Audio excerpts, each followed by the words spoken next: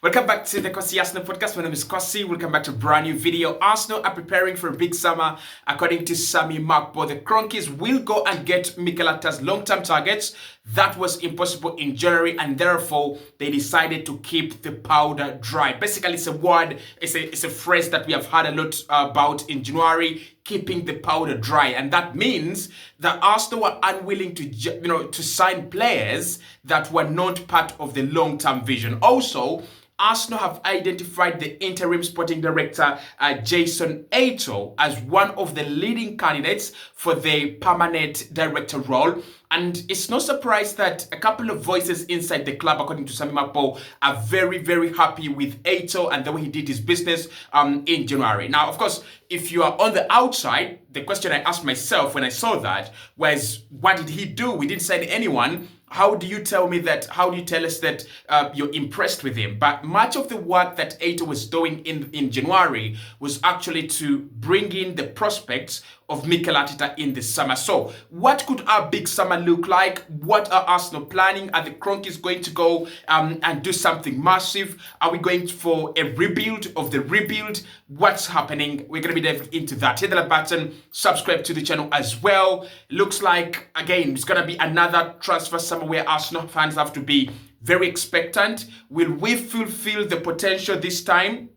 Because it looks like the past two transfer windows have been much talk, less of doing. So could we see a summer where Arsenal do much rather than what is being said in the corridors of the big publications? But let's start off with that big story from the Daily Mail. Sami Makbo, one of the journalists, by the way, that has covered ground a lot in the last few months when it comes to, covering Arsenal, very credible journalist, injuries, team news, and transfers around the club. He's become such an important informant of the club. Now, he says that Arsenal fans need not to worry. Yes, it was a very bad transfer window in January, but that was on purpose. The Cronkies were very, very wary of getting in players that didn't have an impact, first and foremost, to the club and the project, but also players that would come in on the long term or in the long term and not have the impact that was desired. Of course, Mikel Arteta already has players that he fancies in different positions. Martin Zubimendi in midfield, Nico Williams on the wings, and Alexander Isak or Benjamin Sesko up top. Now, if you look at all those players, the board says they were unattainable. And of course, Mikel Arteta was very, very angry with the board and how they did the work. He said, look, we were singing this song for quite a long time. How did we end up with no one? Why did we end up with no one? And the board came out and said, listen, you want certain players. They were unattainable in January. We could do part of those deals and maybe, start the process, but you were never going to get them in January. So much of the work is going to be completed by the summer. And of course, in the summer, that is where more clubs are selling. And that's where Arsenal can spend, a big chunk of money, maybe 100 million, maybe 200 million, maybe even 300 million. Because I remember a very unpopular quote from one of my best pundits, on TalkSport. And he was saying that he was saying Arsenal have to spend 200 million every single summer in order to compete and keep up with the momentum they have put up against Man City. And I think he said that during our first season challenging for the title, and in the next summer we spent 200 million. And remember last season we almost came close, but last summer Arsenal really did spend meaningful money.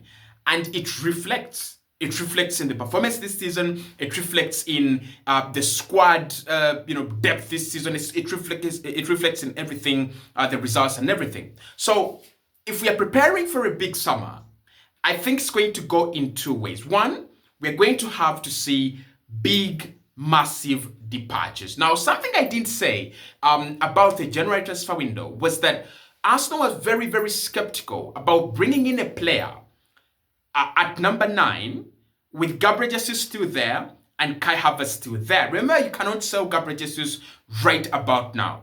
So Arsenal are now very, very careful who they bring in that position, because you'll have now 3 strikers, and one of them, obviously Gabriel Jesus, is not going to play football for the next 9 months. That means that he's not going to play the remainder of the season, which is 3 months, and then 2 months, I think, of preseason, and then the beginning 4 months, I think, or 3 months of the new campaign. So if you think about that, Arsenal said we're not going to sign someone in January because we don't know what's going to happen with Jesus. We cannot sell Gabriel Jesus, so let's wait until the summer and sort this one out.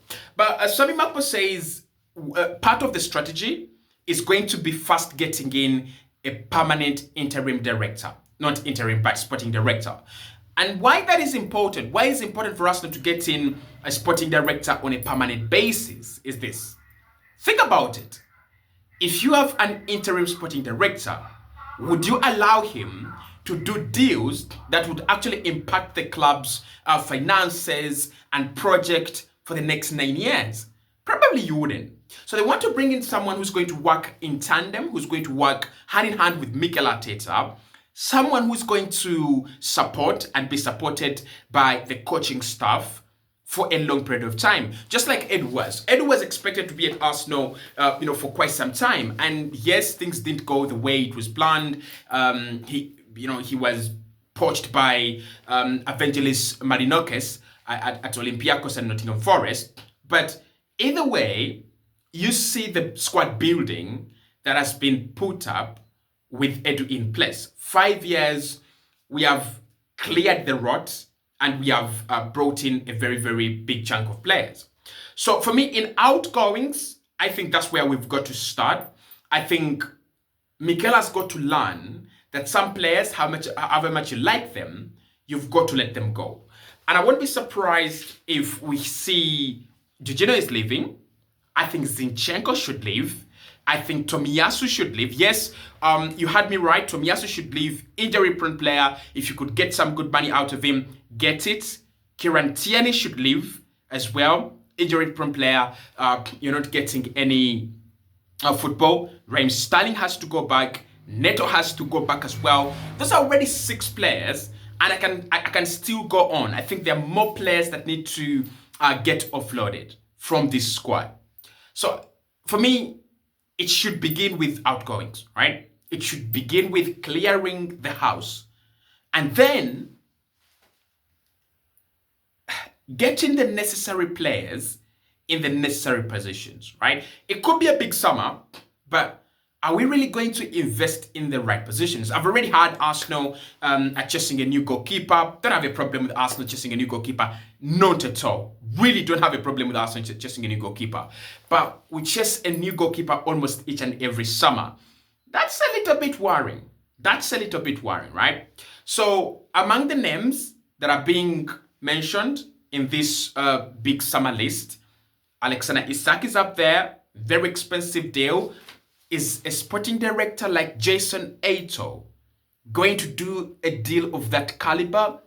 There's a question there. He could, he might not, but there's a question there. And then away from that, you've got Nico Williams. I think that's a release clause. If you're meticulous enough, you could do that deal if you're smart enough.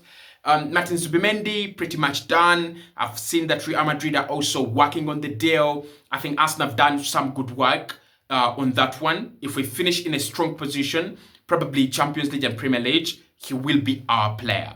So I really want to see Arsenal make moves again. I want to see Arsenal act like a big club again. And that's going to be very, very difficult, obviously, with PSR and financial fair play of UEFA. But it's high time we acted like a big club. It's high time we went out there, spent the big money, and did the deals, because that's the only way you win. You do the deals, right? Hitler Batson will be coming with the Nico Williams story from The Athletic. See you soon.